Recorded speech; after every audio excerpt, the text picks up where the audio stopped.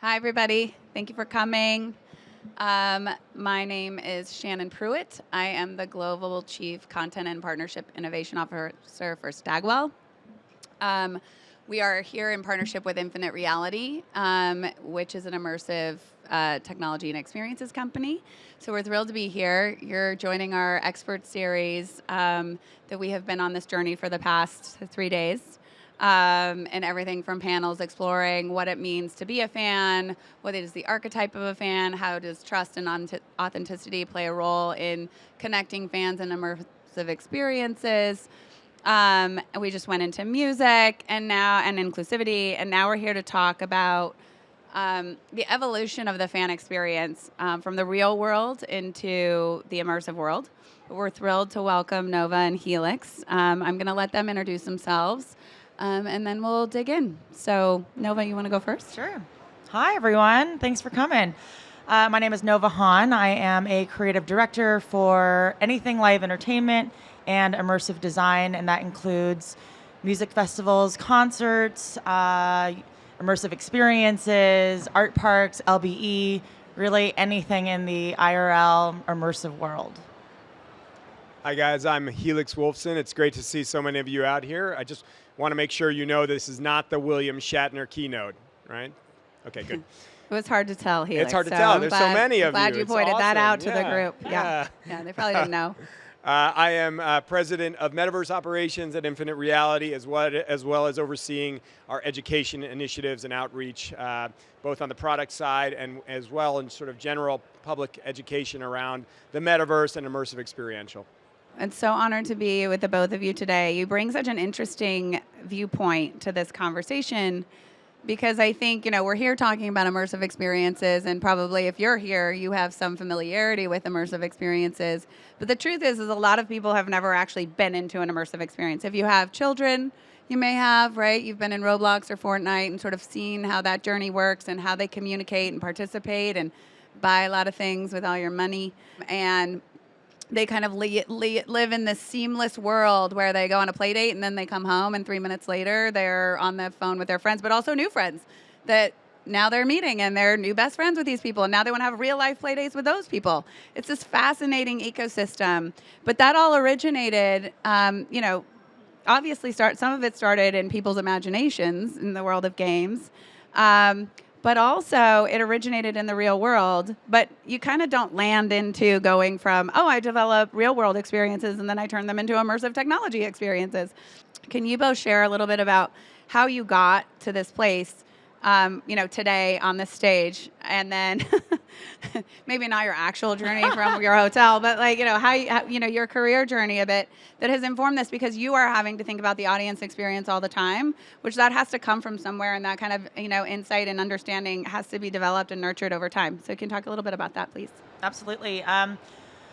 I'll try to give you guys the short version. We've got an hour. Feel free to give the longer version. All of us have quite the journey, I'm sure, of sniffing out the scent of what excites us. So it really started off in college, broke, as most of us are in college, and trying to get into a New Year's Eve party for free. And so my big ploy at the time was to make a show to get into this party for free with all of my weird performance friends. And didn't think much of it at the time. But from then, it was about 2005 that year, and there really wasn't anything in the circus arts world unless you were straight out of Cirque du Soleil. And we had created something that was a very avant-garde, very Cirque, a lot of things that weren't really typically seen in the everyday life, like aerial and fire art, stuff like that. And so within the first year, we booked Coachella, the Grammys, the Emmys. It was a really insane ride of just wow, there really wasn't enough market for this. And that led to a lot of different opportunities. It led to me designing private parties for certain celebrities that I should probably not name, but transforming the Orient Express, for instance, into a completely immersive experience for the world's billionaires. And that led to me being able to design stage shows at Coachella for 10 consecutive years, being able to do things that were completely out of this world, insane, wacky, flooding stages with water, And that then just started to snowball into other things. It turned into designing festivals. One of my main festivals is called Electric Forest. I've been creative director for that for about 10 years now. And that I design all of the character work with collaborators, costumes. We build a tiny micro city where everyone has its own script. We incorporate people into games, stage design, stage show design, which is everything around the band. So the band gets up there, they play their music, but then we'll design their costuming, the props, flying people on crazy helium balloons, getting Red Bull flyers to zoom through, anything that you can imagine, and we'll try to 100x it of like what is actually possible here. And then poking into things like the metaverse, because we're really seeing where audiences are starting to find entertainment. So I've been doing some research there and trying to apply a lot of those mechanisms and those thought ideas and those processes to a digital world, because it's not so different. It's really about communication, community building, games, entertainment. So how does that really apply in this hybrid world now? Nova and I have a long history of working together, actually, in the creative, immersive field. So from the creative, experiential side of things, I was a performer for many years, started acting as a child, doing theater, and sort of gave that up to direct and produce content. Had this kind of interesting film career, and right at that time, which is about 2010, we were starting to see the ability to have HD video online, and I saw this need coming up for all of these companies who wanted high quality commercial content, but didn't have the kind of $350,000 budgets that you need to make that kind of content normally. So as an independent filmmaker, I was like, wow, we can do incredible stuff for very low budget. So I started working for a lot of large companies building out their online commercial content. And that turned into a pretty lucrative career for me for years. And then a few years later, I discovered my performer side again. And I was invited to participate in a faux mayoral election at Lightning in a Bottle Festival, and decided that it would be fun to do it, but it'd be really fun to do it as a character.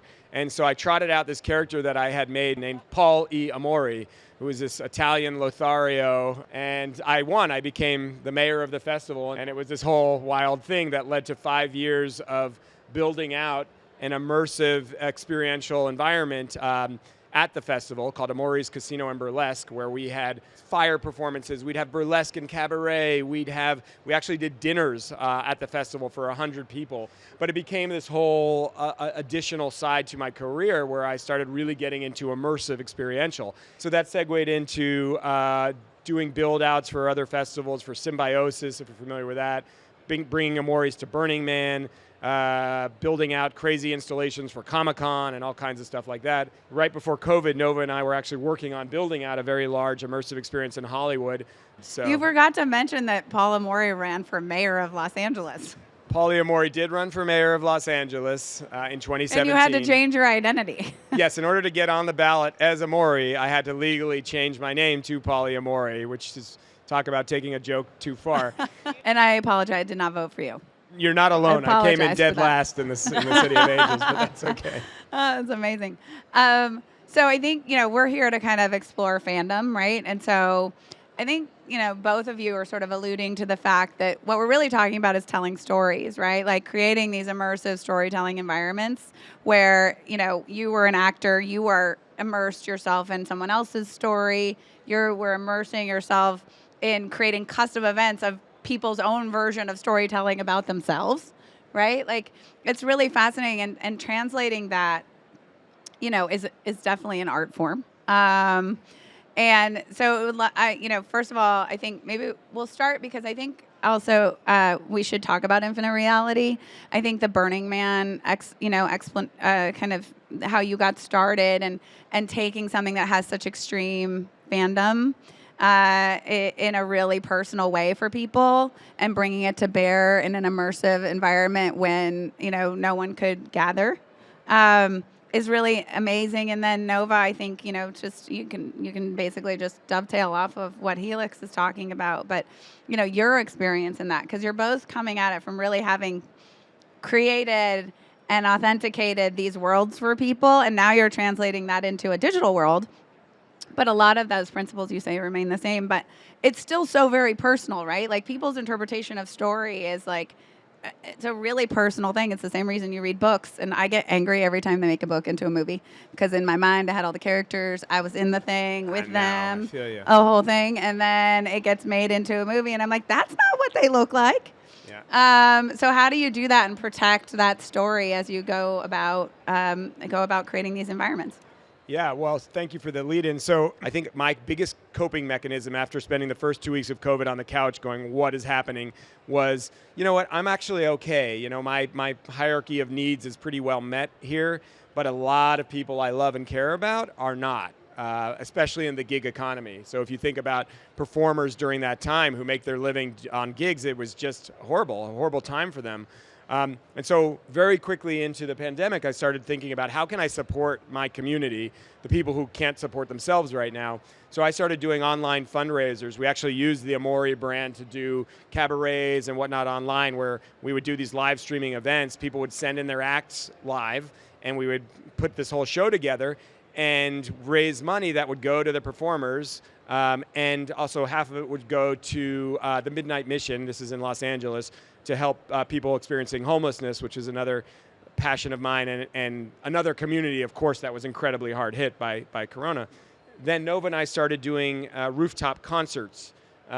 She had the beautiful rooftop in this canyon, and we were like, let's get bands up, doing everything, 6 feet apart, but we would get performers up and set a PA system up and perform out into this canyon, so people would come out on their roof and have this connected experience, and then we would live stream that out to our community. So everything we were doing thematically was about community and how to keep community together and feel cohesion in some way in this time when we were so separate. So a longtime producing partner of mine, Elliot Joby, who's our Chief Innovation Officer and my original co-founder in the company, saw what I was doing. He was getting a lot of calls for virtual events that were more compelling than Zoom, and he hit me up and said, "Hey, I need help on the event side of things. Do you want to partner with me on some things?" And so, right at that moment in time, Burning Man had been canceled for the first time in its 30-odd year history, and they had put a call out to the community. Hey, we know we have to cancel the actual event, the physical event, but you guys are an amazing community of creators. We know that you can figure out a way to make this event happen for us in a digital landscape. And I am a longtime Burning Man attendee. I just celebrated my 12th burn, and I was like, yeah, we have to figure out how to make this happen. And so in about 4 weeks, using Unreal Engine, we built out a very faithful reproduction of Burning Man, the playa out there. We called it the Infinite Playa. And we created a little video, and we pitched it to the CEO, and within a couple of hours, she was like, when can you meet with the team? And we were off, and in four months, built out this platform. It was all about fandom, because I am a super fan of Burning Man. And so for me, it was a really personal mission. Nova was involved, and I many sessions of therapy, for me, as I was, so terrified of not doing this perfectly for the community, right? Any burners out there, by the way? Yeah, okay. So we call going to Burning Man going home. And the benchmark for me was, could we give people a taste of going home digitally, right? So we had dust storms, we had, it was curated in the same way that Burning Man is by the citizens. So the camps would program all of the programming. We had models of actual art installations that have been out there, or aspirational ones, and had, at the end of the day, if you include all the DJs and performers, thousands of performers that came in and were a part of this thing. And it was before anyone was really talking about Metaverse. For us, it was just immersive and creating an experience that was beloved that couldn't happen at the time. Yeah, it's interesting, right? Like, and you think about Burning Man as sort of, and I've never been to Burning Man, but I know a lot of burners. She's going a lot soon. of burners. And aspirationally, I want to go. But the notion of the kind of creative self-expression that happens at Burning Man, which is such an ethos, right, in the metaverse and in immersive experiences, is so particular Yeah. right, to that experience, which is why I find it so fascinating. You almost like brought all the elements together of what we talk about. You know, you were solving a business problem, you created utility, you provided value for a community, you brought the community together, you allowed them to express themselves, right? Like the nuance of how perfectly you had to be, like how concerned you were, is like a real deal. It came from a place of deep love and fandom and intentionality, right? Not putting the technology first as the gimmick, but coming at it of a place of love. How do I create this fan experience, the ultimate fan experience? Well, Yeah. I want to speak on that because that's one of the things that I've always really loved about working with you, Helix, is that I think what's being said without actually being said is having a clarity and a focus of what is the offering. Like when it comes to building fandom, like really knowing like what are we offering to people? Like how are we actually helping people? How can we be in servitude versus, hey, let me make this really cool thing that I think is a great idea. Let me showcase it. But if you don't have that clarity in your mind of how you're actually going to serve people, what you're going to give, then there's a qualitative difference. Yeah. It can really be felt. And our company at the time was called We Howl, which was an acronym for We Have Offerings with Love, because it was always about that. It was always about like, okay, what are we actually trying to give here, and how are we actually trying to do this with as much authenticity and heart as possible versus like, oh my gosh, being an opportunist for something that feels like a great idea. Sure, creating a metaverse seems like a pretty dang good idea.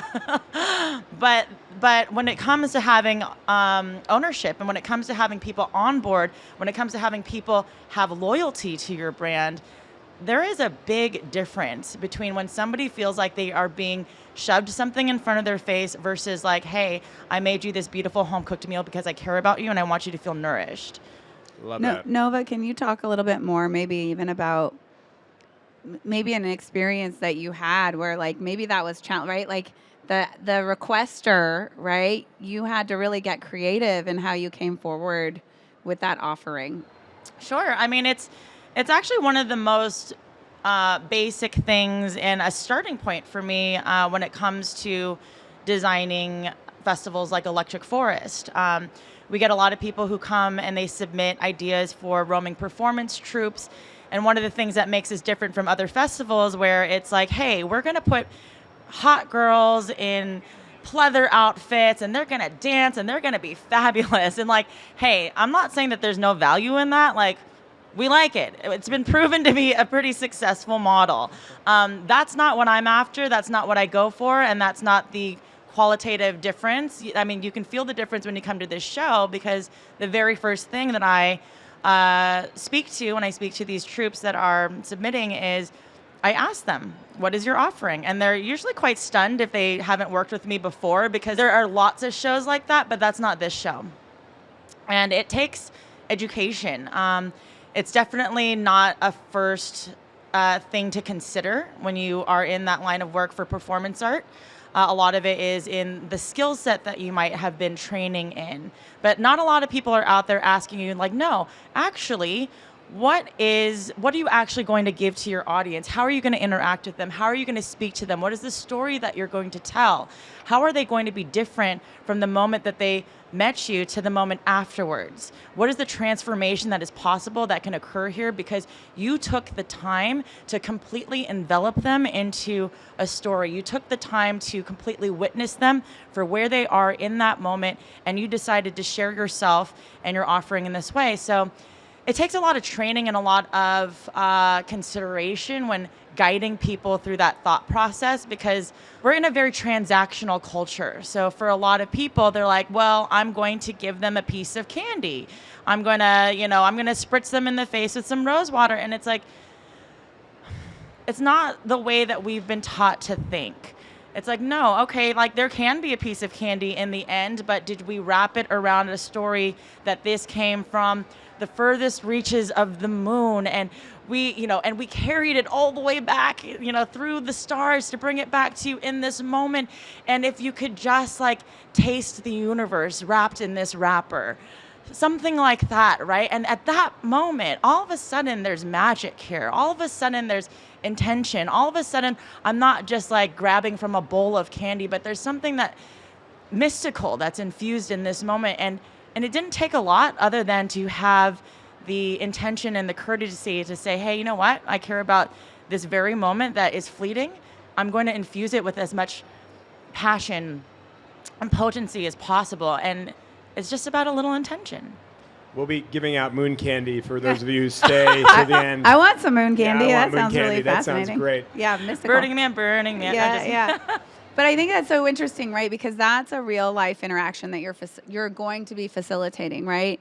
So as you think about, people showing up as their avatars and people showing up as, athletes in the metaverse or as, entertainers in the metaverse, how are you thinking about that translation of that experience, right? Because I think, we're using story as sort of the way in. But, the truth is we do live in somewhat of a transactional society. So as we're walking in, you're kind of walking into yourself and you're like, this is what I'm dressed as. I'm an avatar. Look at me. I'm a unicorn or whatever I am. Right. But then how are you kind of curating people around that story and sort of, again, giving them the offering and then sort of helping extract what that hope is for a community when you're there? Sure. Well, if we're talking specifically about avatars, I think obviously we're at a time when how you represent as a human is at the forefront of everybody's mind. One of the most powerful things about the metaverse to me, or immersive spaces, is that you get to represent as how you choose to be in the world rather than how you're seen, And that's a really incredible offering at this time. Certainly for the Burning Man experience for Infinite Playa, representation and radical self-expression was at the top of our minds. So we spent a lot of time on our avatar system for that and giving the people the ability to change their body type, to think in as much as possible non-binary if that was how they chose to represent. Obviously skin tone is a huge thing to consider. Our platform, the way our platform works, you actually get to show up in a number of ways. So you can enter as an avatar. You can enter as an avatar and then have video chat overhead.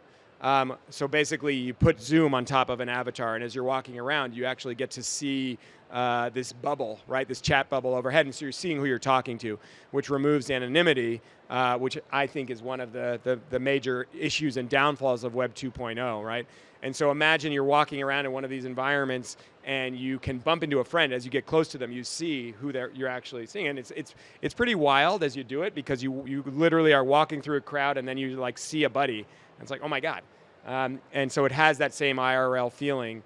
And then lastly, you can, if you shoot yourself on any kind of green screen or if you use background replacement technology, you can literally just be your physical self inside of these environments. So a lot of performers choose to show up as themselves on stage in our experiences. But I think, this idea of radical self-expression, again, coming from Burning Man, is key to the idea of how we represent ourselves in virtual spaces. How about you, Nova? How are you thinking about that? As you start to concept, because you obviously, I think also like not all creativity is created equal, right? Like the way that you're going to come at something like that, even the way that you talk about it, right, is different. How are you thinking about translating sort of that offering to the community, as you start to explore, moving into immersive spaces in a new way? Well, I think that there's always value when people feel like they are contributing to the moment. So there is a video game experience where you are being reactive to the environment, you are submerged in the environment, but there's a whole nother sense of ownership, of interaction when you feel like you're actually contributing to this very moment. It could have occurred differently had you not put your input in, had you not done something that is very uniquely you. So, as Helix mentioned, there are, the visual representations of being your radical self, but who we are and how we express is so vast, right? We have so many different schools of thought, so many different backgrounds of education, so many different kinds of interests. So I think there's a really interesting fine line of like, how do you mimic real life where we have these kind of rules at play, the way that we maneuver and move through the world. Once we've kind of created these guidelines, how do people then maneuver through the space? What do they contribute? How are they going to bring their own genius into play? So What's I think their offering? Yeah, what is their offering exactly? So I think that there is a really interesting opportunity here and a very fine line to play, where you can kind of create a container where it's like, here are the boundaries at play. Like, there may be a physical space boundary because the metaverse can go on forever, and then there might be just certain boundaries of how you might play, the game in quotes. But outside of that, like, how can we actually create enough spaciousness where people can be their own contributor? And there are a variety of ways that could look like. I can't necessarily tell you my IP quite yet, but I hope that you can imagine within that frame. Yeah. I mean, I think that it will also be so fascinating to see what gets concepted, right, as we move more into these spaces. And, the Electric Festival, like, my closest experience to something like that is they did a big drive-through. Electric Daisy Carnival basically did a giant drive-through in Los Angeles, where it was this crazy experience in your car, and you would drive through all these environments, right? And there were characters and storylines, and there was assisted seeing, right? So you had basically like 3D glasses, and it was his own version of an immersive experience that it was very accessible, right?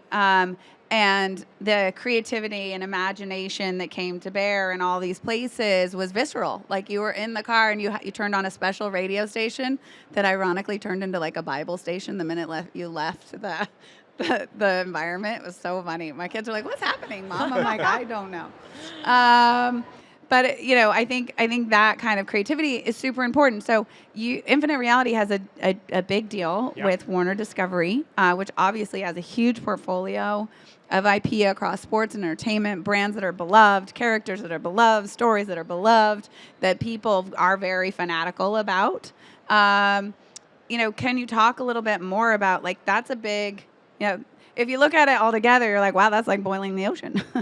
But, like, how do you start by not boiling the ocean, and how do you think about those characters and those avatars and those personalities and those people as they show up in these experiences you're creating? Yeah, I mean, I think the metaverse and immersive in general is boiling the ocean. It's blue ocean out there. Really a lot of what we've done and where we have gone has been as a result of what our clients want and what the brands we're working with need, and how do we meet that need. We had, as Shannon said, we have signed a 4-year exclusive deal with Warner Brothers Discovery Sports as their exclusive metaverse partner, which has been an amazing experience. And what happened with them is that early on, we earned their trust. They saw they met us at the Pau Grand Prix in Pau, France, and we're showing off a piece that we were doing there around sustainability, around clean fuels. And they loved what they had seen. For them, it was the first time that they had seen anything that didn't look like Roblox. Not to knock Roblox, but it was adult, right, and sophisticated. And for them, that was very exciting, and it kind of opened up these possibilities. So they talked to us about partnering with them on a few sports, specifically that they were trying to reinvigorate and bring to new audiences. Specifically, the first piece we did, which we dove into at the end of last year, was for indoor track racing, UCI. And the DNA of our company, Infinite Reality, is we're creators and storytellers working in Hollywood for many, many, many years, decades doing some of the highest end digital environments for all kinds of different films, working with people like James Cameron, and so there's a huge background in our company of entertainment, right?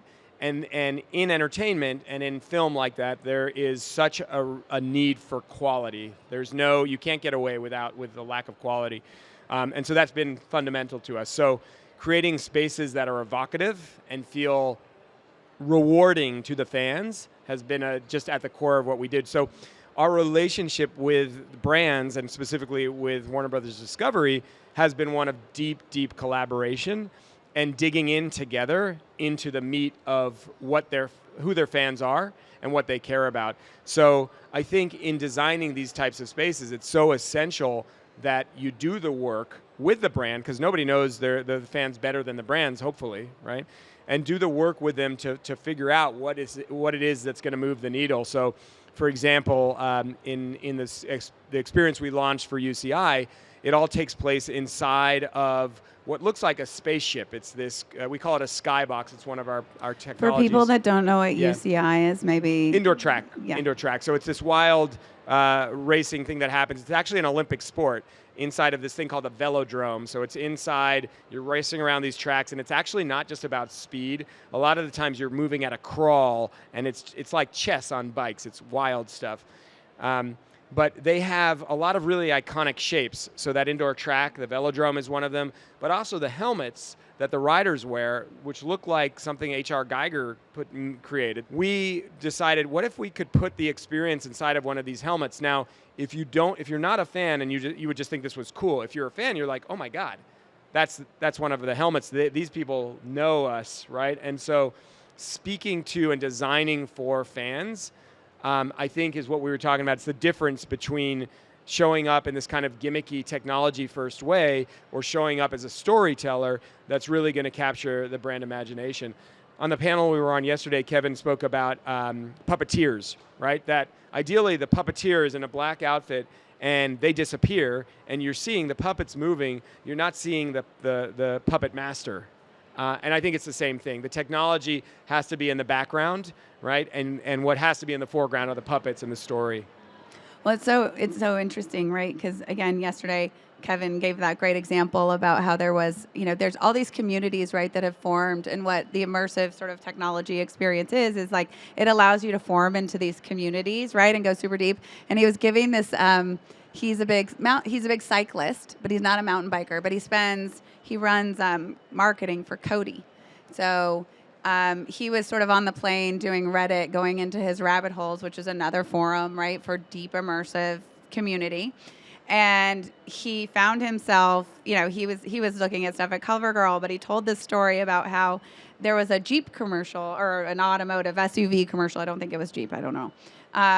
And it came out, and in it was a mountain bike and a mountain biker. And the guy gets out of the car, and there's a whole thread on Reddit about how that guy can't be a mountain biker. Like, he does not dress that way. You can't wear those clothes. Like, they dissected that thing all day long because they are fans of mountain biking, right? They are a community of people that care about this sport very, very much. And it was a really enlightening moment, right? So if you're going to start even to tread into this world in any way, shape, or form, right? Being super authentic to the fan and the consumer and the audience is really important. And it can be devil in the details, because if we could have just taken a regular biking helmet if we had not done enough of our research, right?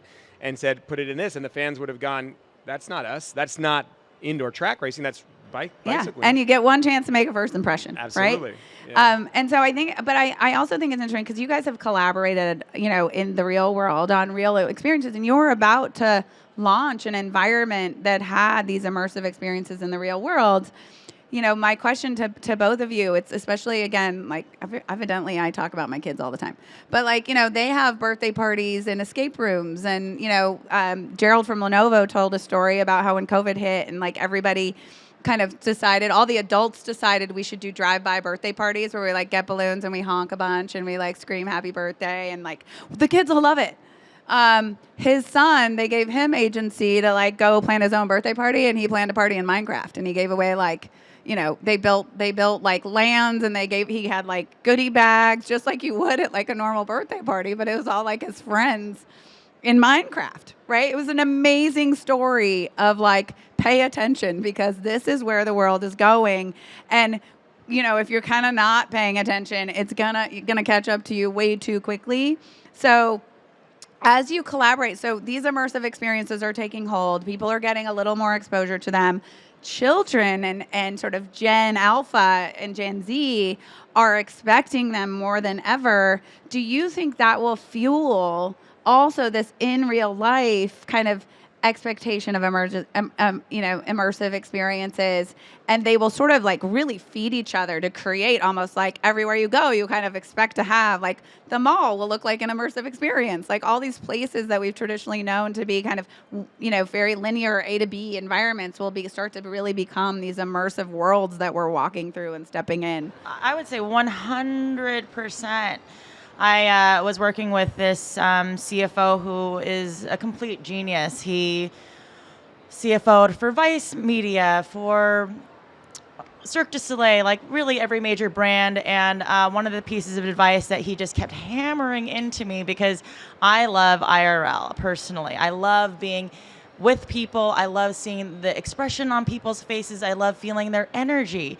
And so every single time I've come back to him to be like, hey, I have this great idea, he'd come back and be like, I don't care. If you don't have a digital counterpart to it, this is dead in the water. You can't just rely on ticket sales anymore. You can't just rely on people to show up anymore. You have to have a digital counterpart to then drive people to come to your experience, and they are slowly starting to merge. So, an example of that would be Harry Potter World.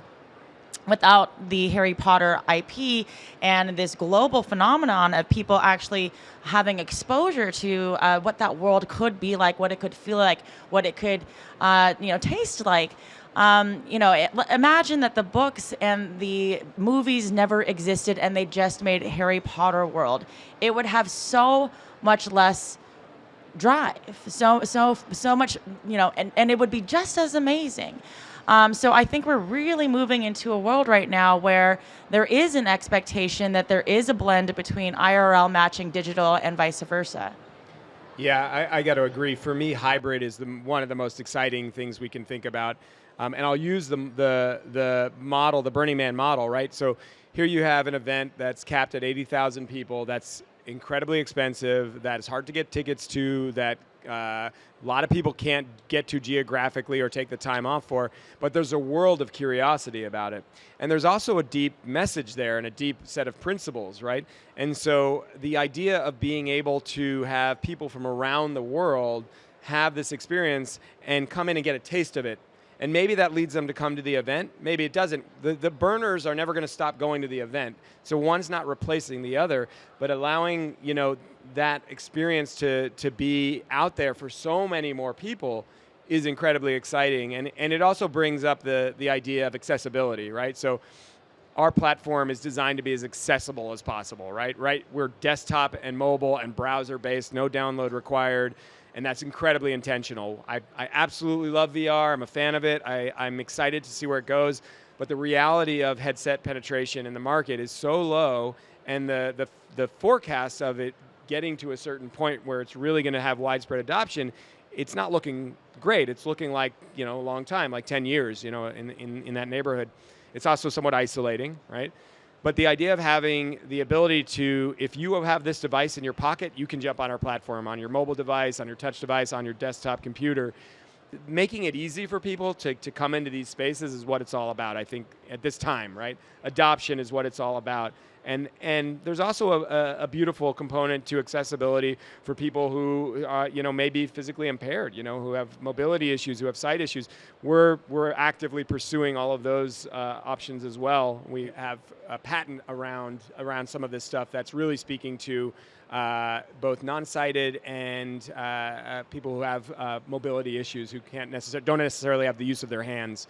And so that kind of inclusivity is remarkably rewarding when you start thinking about these spaces. To give somebody who would never be able to physically go to one of these spaces a taste of it, to me, is some of the things I'm most excited about. Yeah, I mean, listen, I can speak to it from personal experience, right? Like, I started it, well, it didn't start out, but I have worked in entertainment for a long time. I worked at Fremantle. I did the first deal at Walt Disney World for American Idol.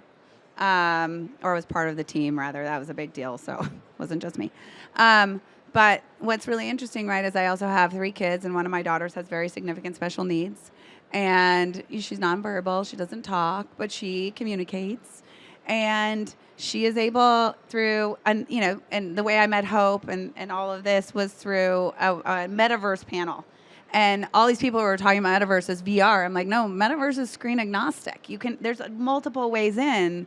And the ability for my daughter to participate with her twin brother and her sister in these worlds, which are captivating to her on a big screen, right? So my daughter or my son can play Fortnite or Roblox on a big screen, and Emma can participate and engage in the content while they're participating, right? And their community of friends love Emma, so they actually do shout outs to Emma in the context of these communities.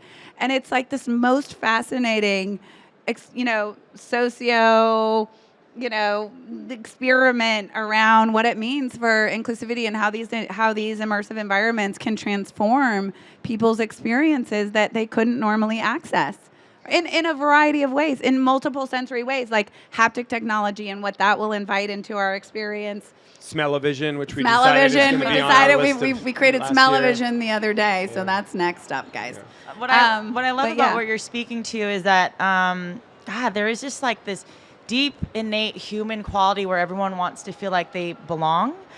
And not everyone has the ability to leave their weird small hometown where they don't share any of the same belief systems. Who knows, right? And so the fact that you have the world at your fingertips, that we can actually find our people and we don't have to be in physical proximity, that we can actually travel the world or worlds where we all know that like traveling, just having access to different cultures, it nurtures empathy. And how else are we going to do it? We've really, we had no idea what we were stepping into with Web 2, but now we have the wisdom of the downfalls of Web 2. So how can we really step into Web 3 intentionally with the idea of let's actually work on the solution of how to heal the way that we relate in these worlds. I heard something yesterday or a couple of days ago that moved me to tears, which was an app that had been developed for LGBTQ to come together, right, in virtual settings. And I had this thought of like imagining someone in Uganda where homosexuality is literally illegal. Imagine, I get emotional thinking about it. Imagine that person who can't have any experience where they live, for fear of death, right, or jail, being able to go into a virtual world and be free to express who they really are. It's just super powerful. Yeah, I think it's interesting, right, because we're battling on two sides of that, and we weren't considering going in the mental health direction, but here we are. Yeah. So, I think there's like this two-sided animal, right, two-headed animal. You've got sort of we spend all our time on screens, we're, losing some ability to connect, all this stuff. And then you kind of flip that on its, you flip that on its head. And now you're talking about, but it's also permission to connect, permission to get, to come together in a world where you want to belong, you don't want to feel alone. Right. And so then you have everybody, some folks over here who are like, oh, my God, we're going to stop talking altogether, which is not going to happen. Right. This is all like at one point in a multi-touch point ecosystem that we live in. But, how is that also something that you consider, right, when you're as you're building any kind of, in real life, in an immersive technology driven environment? Are these the things you're also thinking about as people start to come into these spaces? Absolutely. How to use this technology to make the world a better place, to bring people together. One of my favorite ideas, one of the things I'm most excited about in immersive metaverse experiences is the idea of meritocracy, right? Is the idea of going into a space where governance can be about how you show up in the world, karma points, if you will. This is something that's been in gaming for a while, but imagine bringing that to an adult audience and saying, actually, you want to have some impact here, you want to have some political sway in this space, show up as a good person and do good, and you will have more ability to sway the future of the platform, to sway where we're going, to sway where it's all, what's happening. And then, if that's really effective in a virtual space, does that not then potentially get translated into IRL spaces? That interplay and that back and forth, that's the stuff that gets me up out of bed in the morning. I'd also say that it's it will or will not be engaging and healthy to interact in these spaces, but we're in the time frame now where it's up to the creators who are in this space to really be considering that. How can we actually heal our social connections through this tool? Can we make that the forefront of our mission? because it can and will go any which way that we intend it to go. It's not automatic, but like, can we actually learn from our past and create and social engineer things in a way where people are excited to be engaging with each other from their most authentic selves? So I think it's really, I present it more like this is the challenge at hand for anyone who is in this space. Can we do this? Well, it is interesting, right? Because, and I think, Nova, you brought it up, but sort of this notion, and really it was sort of the impetus also for Burning Man. I'm extrapolating a little, but, is this notion of being on a mission together, right? Like, how are you doing something together, not just showing up and like, oh, we're going to just meet. There's so much stickiness in coming together. And we did learn in that, in the NRG research that like one of the most important point and catalyst for fandom is innovation. And so for people that are already truly fans, the ability to kind of innovate their experience, whether that looks like a mission around something, a mission around a piece of IP, a mission around a cause, a mission, that notion of mission will be seemingly very, very important. When we talk about fandom, that means fans together, right? Yeah. And these experiences, and again, that's a big part of our platform, and what we did for and are doing for Warner Brothers Discovery is about socialized areas where you're enjoying content in an ecosystem. So you come into the platform, you're watching the content, you also have the opportunity to be your own director, right? So there's areas where you can choose the feed that's coming in. You can choose to watch a feed from the helmet of the rider, or from somebody who's in the pit crew. And then you're getting live data and analytics, but it's all happening in this socialized experience where your friends are there with you, right? And you're watching the content together, you're discovering together, you're maybe trying on a virtual piece of clothing and saying, hey, what do you think of this? And getting that connection together. And that's fandom, right? Like, we're in this together, having this shared experience. It's very lonely in these spaces without that. Yeah, totally. Yeah. And it is like a little bit of a choose your, so Gerald from Lenovo was talking about how they're a big partner of F1 and how the opportunity through technology, which is obviously what they have, and the goal with providing access is like access at all these different points. So if I want to watch the car, if I want to watch a driver, if I want to track the heart rate and the stats, if I want to watch the temperature of the track, all of these things are available to me now in a way that, you can't get in just broadcast, right? So the way that this is evolving our experience too, like where we come in and out, someone was talking about The Last of Us, how if you haven't seen it on HBO, really interesting show. Right. Sorry, I won't tell anybody anything. I'm not. But also we would, because we would come together at the last episode, but start in different places. Right. So again, this ability to be the director of your own experience. And I think ultimately we have a couple minutes left, but I think for both of you, my last question would really be like, what are you most excited about? Like, what gets you kind of jazzed about the opportunity that sits before you? Obviously you've already done amazing things, both of you. But what is making you really excited about, kind of the imprint that you can make, from this moment forward? I mean, I think that was a perfect leeway for me because it is actually mission-driven experiences. I'm a really big proponent that we make our best friends through play. There's a reason why as we get older, it becomes harder and harder to make friends because we're not just sitting in the sandbox together. We're not playing soccer. We're not, singing karaoke. And it is vital to our experience as a human on Earth to have relationships. So if we don't have this exterior thing that we're out there to conquer, what is the motivation to come together? There are some games that are all about like yourself, your self mark, if you will, like how far can I run today? And it's a very lonely experience, but I'll tell you what, like you could work with the same person in the same office for 10 years and see them every day and not consider them a friend until you go to karaoke one night together and all of a sudden you're best friends.